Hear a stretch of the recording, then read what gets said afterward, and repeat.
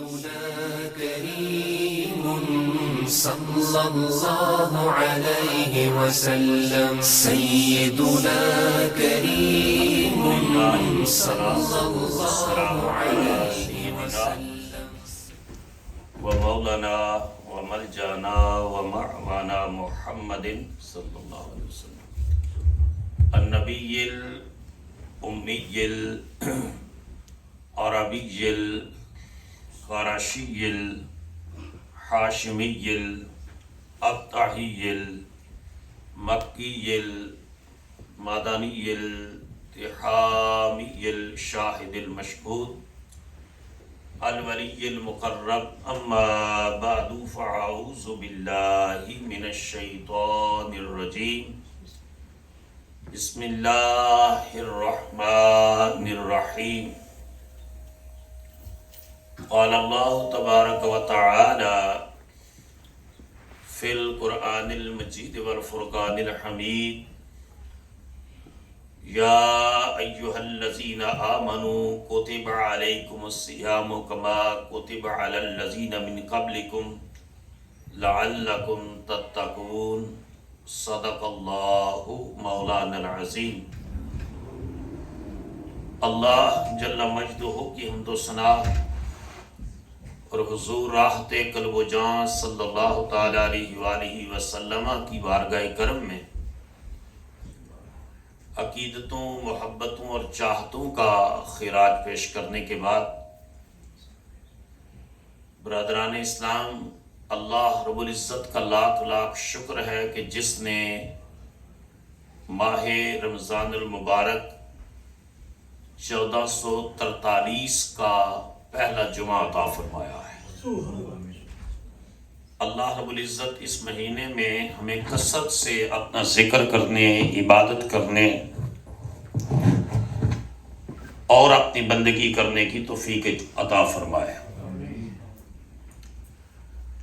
خوش نصیب ہیں آپ لوگ جنہوں نے تسبیح کی نماز بھی ماشاءاللہ ادا فرمائی۔ یہ وہ مہینہ ہے کہ جو انتہائی برکتوں کا حامل ہے، جس میں نفل کا ثواب فرض کے برابر ہے اور فرض کا ثواب 70 فرضوں کے برابر عطا کیا جاتا ہے۔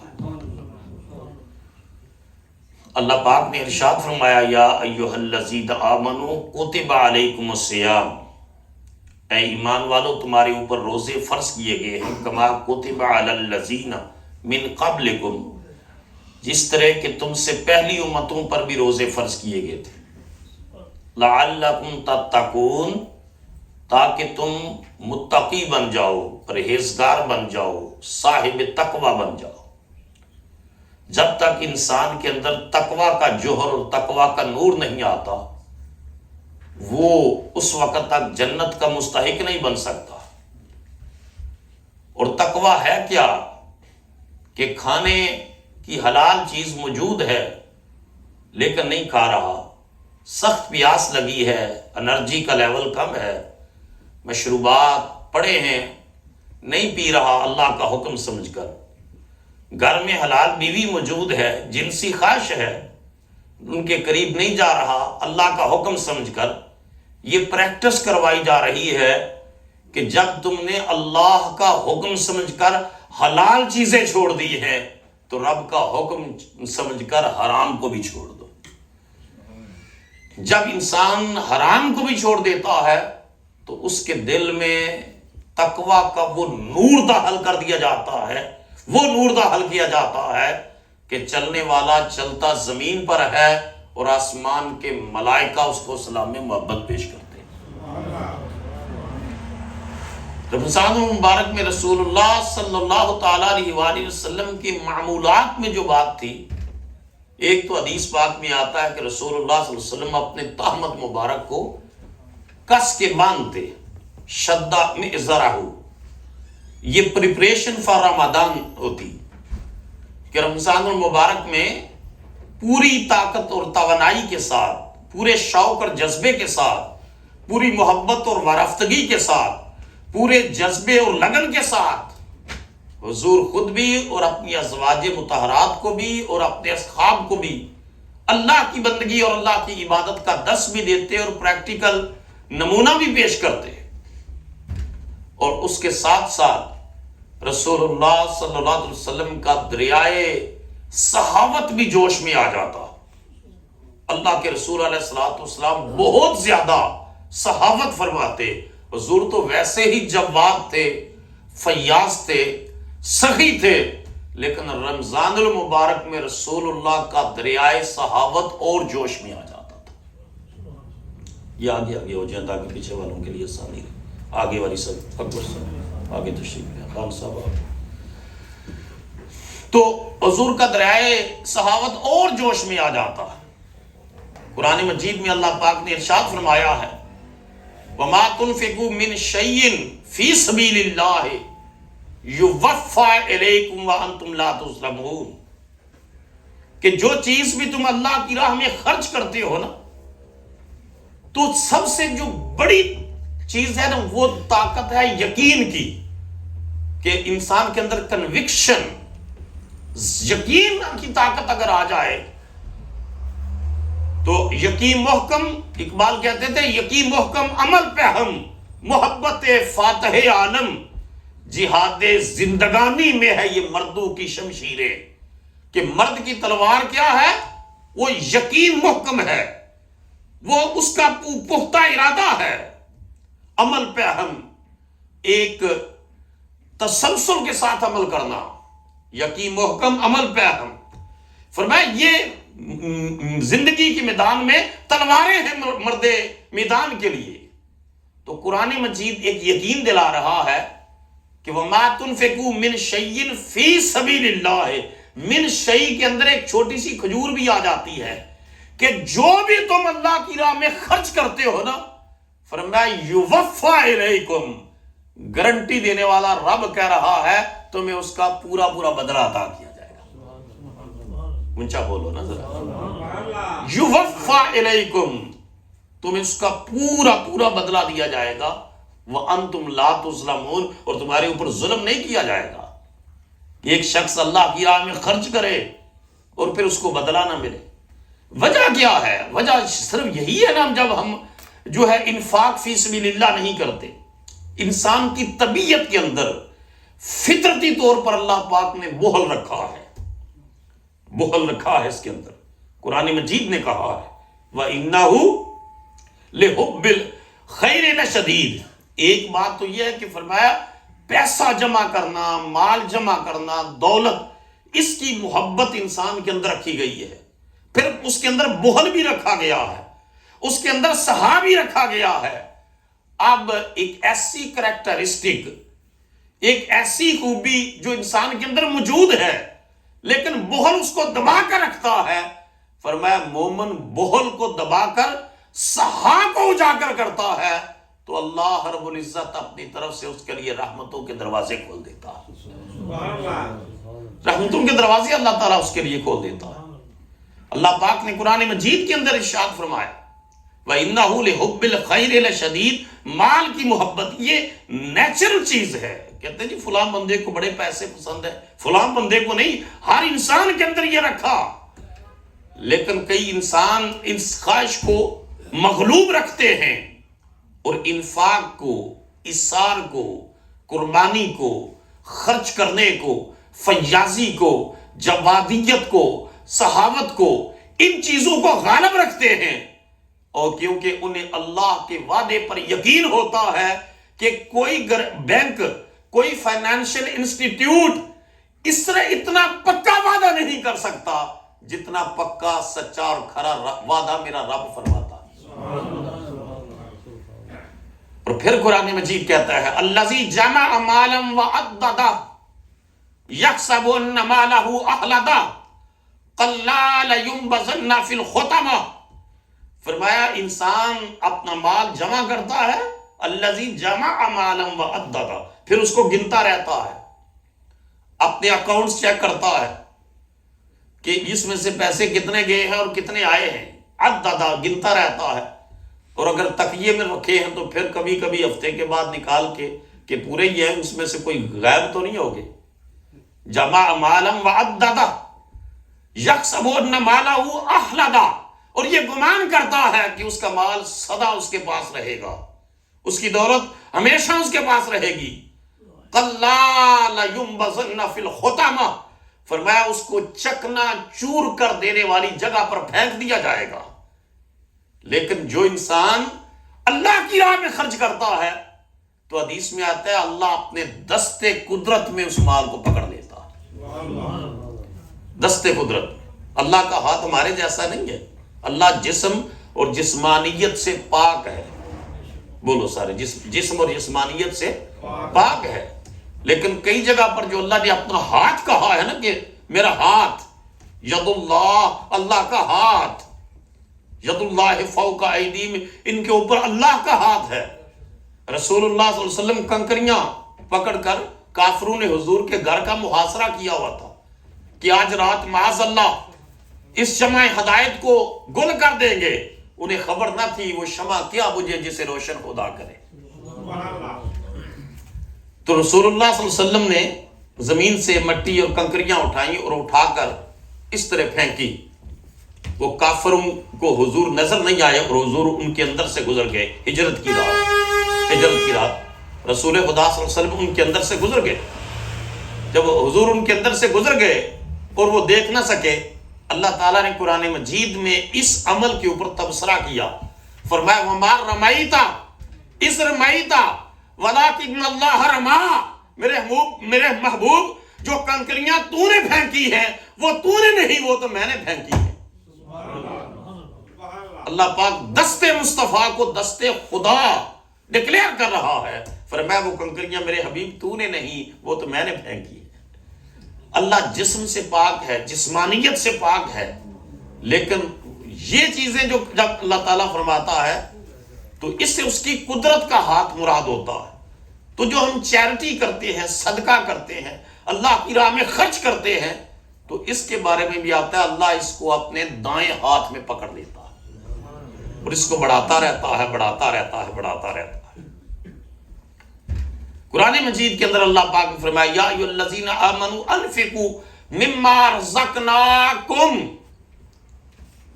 ایک مسلمان اور کافر کی سوچ میں یہ فرق ہے اور ہونا چاہیے۔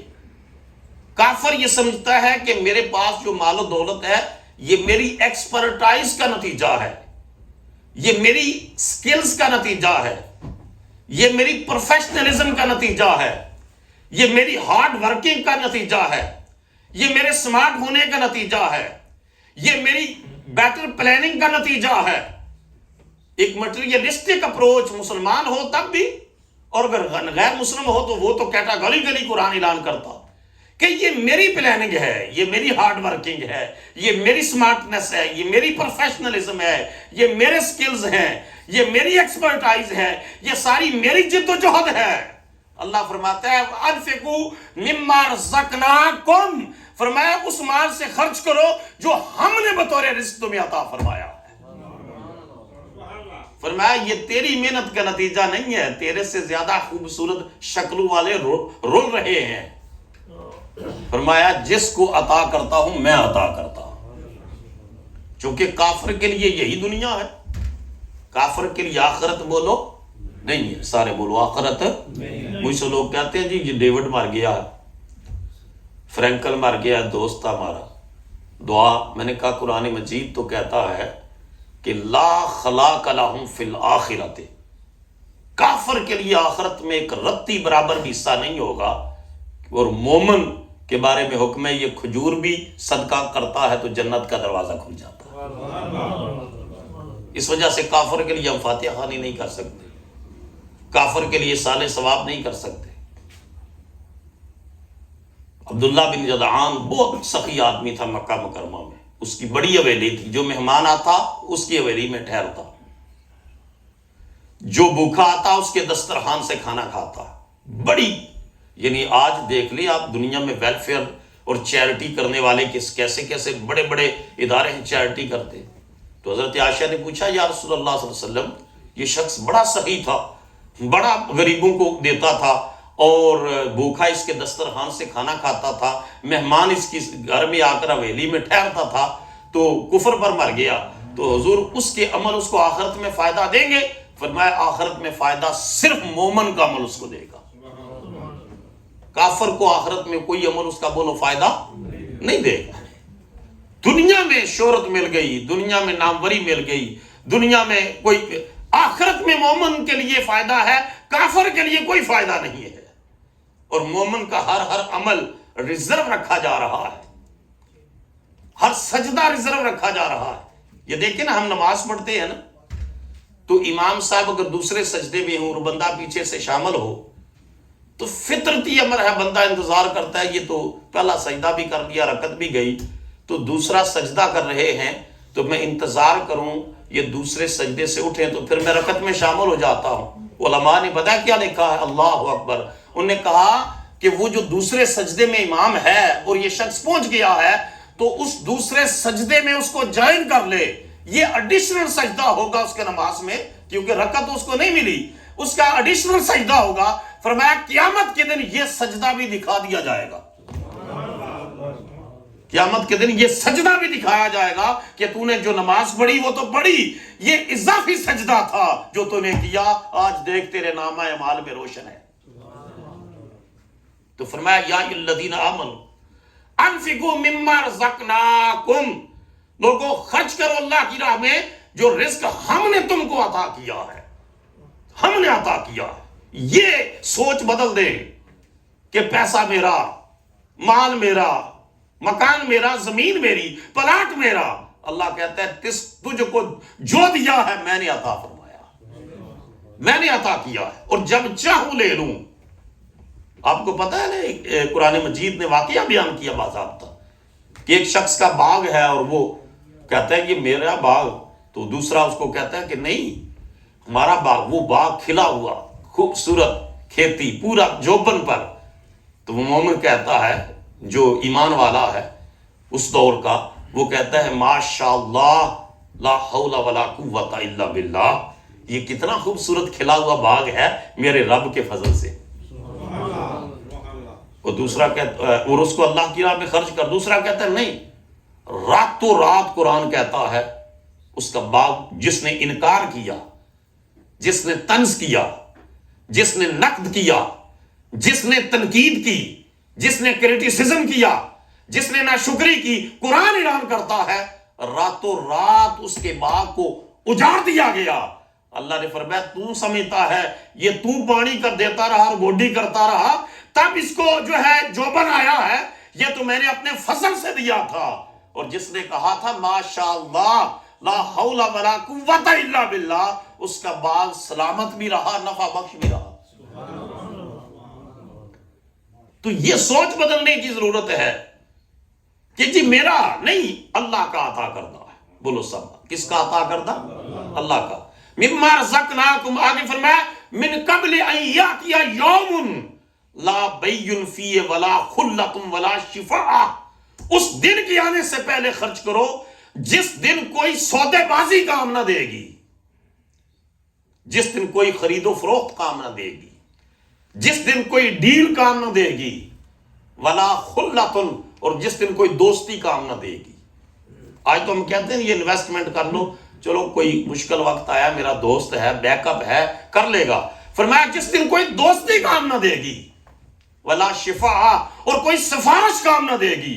قرآن نے یہ تین باتیں کی، من قبل ان یاتی یوم، اس دن کے آنے سے قبل خرچ کرو جس دن لا خلۃ ولا بیع ولا خلۃ ولا شفاعہ، نہ بیع کام دے گی، خرید و فروخت اور ڈیل، اور نہ دوستی اور نہ شفاعت، سفارش کام دے گی۔ اس دن کے آنے سے قبل خرچ کرو تاکہ تمہارا مال تمہارے وہاں جانے سے پہلے تمہارے لیے بخششوں کا سامان کر رہا۔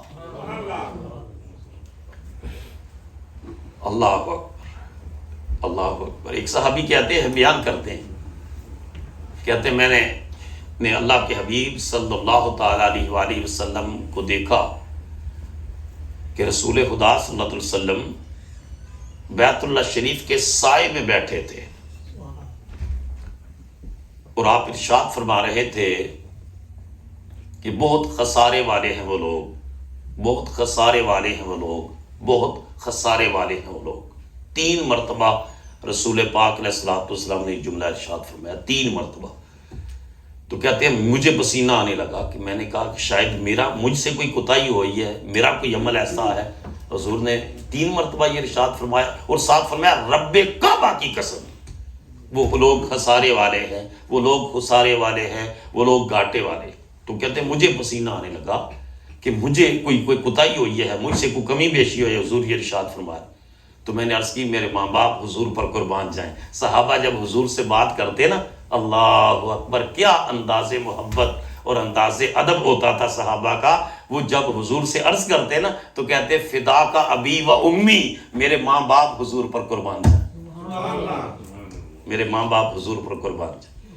یا رسول اللہ کون خسارے والے ہیں؟ حضور نے ارشاد فرمایا زیادہ مال والے خسارے میں ہیں، زیادہ پیسے والے خسارے میں ہیں، زیادہ دولت والے خسارے میں ہیں۔ ساتھ فرمایا اللہ، سوائے اس کے کہ وہ لوگوں سے حسن سلوک کریں، اور فرمایا ایسا کرنے والے کم ہیں، ایسا کرنے والے کم ہیں کہ لوگوں سے حسن سلوک کریں۔ مطلب مفہوم یہ تھا کہ اللہ کی راہ میں خرچ کریں تو پھر تو ان کا مال ان کے لیے خیر کا باعث ہے، اگر نہیں تو پھر فرمایا ان کے لیے وبال کا باعث ہے، وہ خسارے میں ہیں، گھاٹے میں ہیں۔ کہ جمع مالم وعددا یحسب ان مالہ اخلدا، وہ مال کو جمع کرتا ہے، گنتا رہتا ہے، شمار کرتا رہتا ہے اور سمجھتا ہے کہ یہ یوں ہی میرے پاس رہے گا۔ کلا لینبذن فی الحطمہ، انسانی بہل کو ختم کرتے ہوئے فرمایا اس کو چکنا چور کر دینے والی جگہ میں پھینک دیا جائے گا۔ لیکن جو اللہ کی راہ میں خرچ کیا جاتا ہے، اللہ کہہ رہا ہے یوفا الیکم وانتم لا تظلمون، رتی برابر بھی کمی نہیں کی جائے گی، جو دیا ہے پورا پورا بدلہ دیا جائے گا۔ یہ تو یہاں فرمایا اس آیت میں پورا بدلہ دیا جائے گا، دیگر 20 آیات میں فرمایا اللہ اس کو کئی گنا بڑھا کر عطا فرمائے گا۔ اور کتنا بڑھائے گا؟ رمضان المبارک میں یہ حکم ہے، حضور نے فرمایا ہر عمل، بولو سارے پیچھے تک آواز ہے، ہر کل عمل ابن آدم، بندہ مومن کا ہر عمل 10 گنا سے لے کر 700 گنا تک اس کا اجر بڑھا دیا جاتا ہے، 700 گنا تک اجر بڑھا دیا جاتا۔ اب یہ جو ونڈو ہے 10 سے لے کر 700 ٹائمز کی، یہ کیوں رکھی ہے؟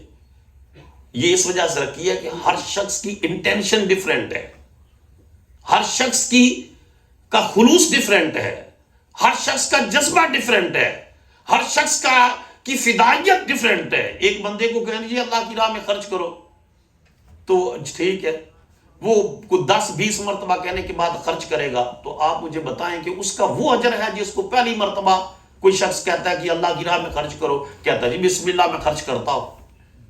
ایک بندے کو آپ نے 10 مرتبہ بولا ہے، دوسرا فوراً تیار ہو گیا ہے۔ یہ جو ونڈو رکھی نا 10% سے لے کر کے 700 ٹائمز تک کی، یہ اس وجہ سے رکھی کہ جو جتنے شوق سے میری راہ میں خرچ کرے گا میں اتنا اجر بڑھاتا رہوں گا، اتنا اجر بڑھا دوں گا، کہ شوق سے، محبت سے، ورفتگی سے، اثار سے، اور یہ سوچ کر کے کہ میں کیا اور میرا مال کیا، یہ تو رب نے قبول اگر کر لے تو میرے لیے اس سے بڑی سعادت اور کیا ہو سکتی ہے۔ قرآن مجید میں اللہ پاک نے ایک مثال دی، جو ہم میں سے زیادہ لوگ زمیندار ہیں، اللہ نے اتنی خوبصورت سورہ بقرہ کے اندر مثال دی کہ اس مثال کے بعد ہمارے ہاں اس کے بعد پھر کیا گنجائش ہے؟ اللہ پاک نے فرمایا مثل الذین ينفقون اموالهم فی سبیل اللہ کمثل حبۃ انبتت 7 سنابل فی کل سنبلۃ 100 حبۃ واللہ یضاعف لمن یشاء واللہ واسع علیم۔ اونچا بولو۔ فرمایا اگزامپل ان لوگوں کی، مثال ان لوگوں کی، ينفقون اموالهم فی سبیل اللہ، جو اپنا مال اللہ کی راہ میں خرچ کرتے ہیں، کمثل حبۃ، فرمایا اس دانے کی طرح ہے جو کسان اس طرح زمین کے اندر پھینکتا ہے، کمثل حبۃ انبتت 7 سنابل، یہ قرآن کی بات ہے، قرآن حکیم کی۔ اللہ فرماتا ہے ایک دانے پر میں 7 بالی اگاتا ہوں، بولو نا سبحان اللہ. 7 سٹے ایک دانے نال, گندم دے ایک دانے نال 7 سٹے. یہ قرآن کہہ رہا ہے فی کماسل حبۃ ابا 7 سنابلا. آگے قرآن کہتا ہے فی کل سنبلۃ 100 حبہ, اور ہر بالی میں 100 دانہ پیدا کرتا ہوں. تو کسان نے کتنے دانے پھینکے؟ بولو سارے. ایک. اللہ نے کتنی بالی پیدا کی؟ 7. اور ہر بالی میں قرآن کہتا ہے کتنے دانے پیدا کیے؟ 100.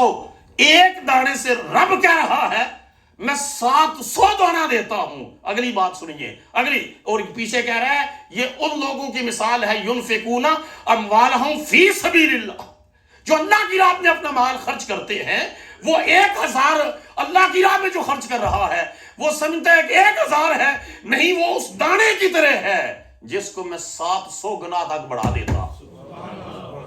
اور اگلی بات قرآن کہتا ہے واللہ یضاعف لمن یشاء. یہ 700 تو پریکٹس ہے نا, میں جس کے لیے چاہتا ہوں اس کے لیے اس سے بھی زیادہ کر دیتا ہوں. کہتے ہیں اس دفعہ جھاڑ بڑا ہوا ہے جی, اس دفعہ بڑا جھاڑ ہوا ہے. ہم جب گندم لیتے ہیں, یہ اس دفعہ گندم بڑی ہوئی ہے, اس دفعہ بہت زیادہ فصل دی ہے. فاللہ فرمایا واللہ یضاعف لمن یشاء. اللہ جس کے لیے چاہتا ہے اس میں کئی گنا اضافہ کر دیتا ہے. واللہ واسع علیم. اللہ وسعت والا بھی ہے, اللہ علم والا بھی ہے. وسعت والا ہے, وہ وسعت والا ہے. وہ راتوں رات کسی کو چاہے تو غریبی سے امیر کر دے, راتوں رات جس کی چاہے مشکلیں آسان کر دے. لیکن وہ دیکھتا ہے کہ بندہ میرے ساتھ بیہیو کیسے کرتا ہے, بندے کی انٹینشن کیا ہے, کیا وہ دے کر جتاتا ہے, کیا وہ بوجھ سمجھتا ہے, کیا وہ پریشانی سمجھتا ہے. رات کو بچے نے قرآن پاک پڑھا, چند نمازی الحمدللہ یہاں تراویح پڑھتے ہیں. حافظ صاحب اللہ پاک نے یہاں رات کو جو تراویح پڑھی انہیں آیت پڑھی وَآتُوا حَقَّهُ یوم حصادہ. فرمایا جس دن فصل لو نا, فصل لو, اس دن اللہ کا حصہ بھی نکالا کرو. اسی کہنے صاحب تو پرانے کپڑے لے جاؤ, اللہ دی راج دے آؤ, اجلی ردی چیزیں اللہ دی راج دے دو. لن تنالوا البر حتی تنفقوا مما تحبون. تم نیکی کے کمال کو نہیں پا سکتے جب تک اپنی پسندیدہ ترین چیز اللہ کی راہ میں خرچ نہ کرو. الذین ينفقون فی السراء والضراء. ہر شخص کے حالات اچھے ہوں, بزنس چل رہا ہو, پیسے آ رہے ہوں, اس کے لیے شاید کمپیریٹیولی خرچ کرنا آسان ہو. لیکن کاروبار مندہ ہو, پیسے نہ آ رہے ہوں, حالات نہ اچھے ہوں, قرآن کہتا ہے الذین ينفقون فی السراء والضراء. وہ خوشی میں بھی خرچ کرتے ہیں, خوشحالی میں بھی خرچ کرتے ہیں, تنگ دستی میں بھی خرچ کرتے ہیں, کیونکہ ان کا اللہ پر یقین ہوتا ہے کہ جتنا میں خرچ کروں گا میرا رب اتنا اور عطا فرمائے.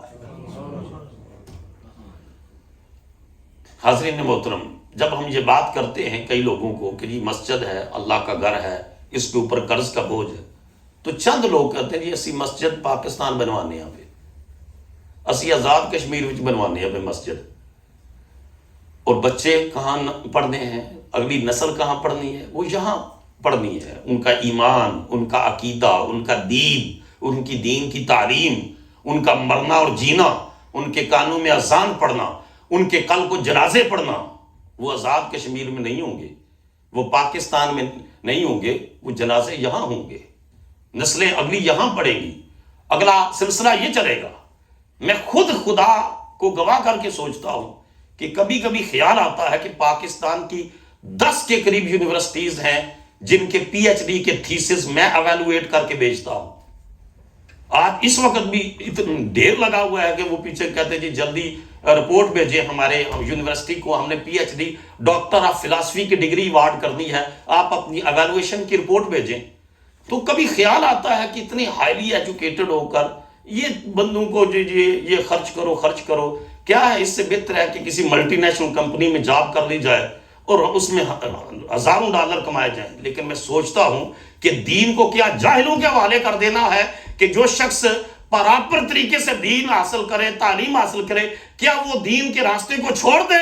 یہ ساری چیزیں چھوڑ کر میں سمجھتا ہوں کہ ہزاروں ملین ڈالرز بھی ہوں وہ ایک طرف ہیں، میرے رب کا نام لینا، محمد عربی کے نغمے اور نعتیں پڑھنا، یہ کائنات کی ساری دولتوں سے بڑی دولت ہے۔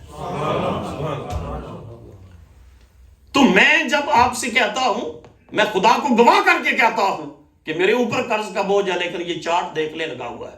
سب سے پہلے میں اپنا $1313 کا چیک، سب سے پہلا چیک وہ کیش کروایا ہے، 3 رمضان المبارک دیا پہلے، لیکن اس کو 3 رمضان المبارک کو ڈلیور کیا کہ جب کس منہ سے میں آیتیں پڑھ کر اور حدیثیں پڑھ کر لوگوں سے کہوں کہ اللہ کی راہ میں خرچ کرو، جب کہ میں کہوں جی میرے پاس اوپر تو قرض کا بوجھ ہے، میں نہیں خرچ کرتا۔ تو الحمدللہ ثم الحمدللہ یہ 15-16 احباب کی لسٹ لگی ہوئی ہے جن میں میں نے جن سے درخواست کی، اور انہوں نے، میں نے کہا مسجد کے اوپر 8.25 لاکھ کے قریب قرضہ ہے، آپ اس مہینے میں $1000 پہلے کہتے تھے، اصحاب بدر کے نام کا 313 ساتھ ملا کر 1313 خرچ کریں۔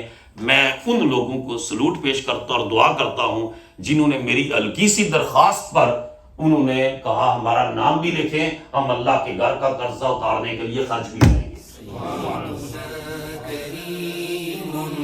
صلی اللہ علیہ وسلم سیدنا کریم